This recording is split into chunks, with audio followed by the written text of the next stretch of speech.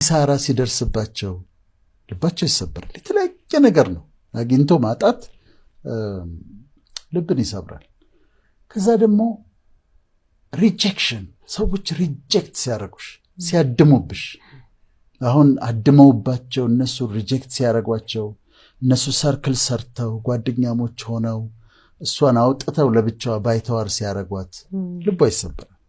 ያልጠበቀችውን ያላረገችውን ነገር ሲያወሩባት ኤክስፔክት ከጓደኞቿ የማትጠብቀውን ነገር ሐሜት ስትሰማ ሲጎዷት ሀርት ያደርጋል። እና ልብ ሪጀክሽን ሌላው ፋክተር ነው፣ ልብ የሚሰበርበት ነው። ሌላው አምኖ መከዳት።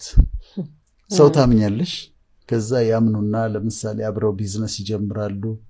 ከዛ ሙሉ በሙሉ ሲክዷቸው ባልተፈጠረ የቱ ጋር ነው የሰጠኸኝ፣ የቱ ጋር ነው የተስማማ ነው፣ መቼ እንደዚህ ተባብል እናውቃለን ብለው ሲሉ ልብ ስብራት ያመጣል። የልብ ስብራት ያመጣል። በፍቅር ግንኙነት ቢትሬይ ሲደረጉ ለምሳሌ ፍቅረኛሞች የሆኑና ከዛ እሱ ከሌላ ሴት ጋር ይሄድና ስለዛ ስትሰማ በሌላ ሴት እንደለወጣት ስትሰማ ትጎዳለች። ልብ ስብራት የውስጥ ጉዳት ማለት ነው። ሌላ የሆነ የሚሰበር ቃል ማለት ሳይሆን የውስጥ ጉዳት ነው። ከዛ ብሮከን ሃርት ትሆናለች።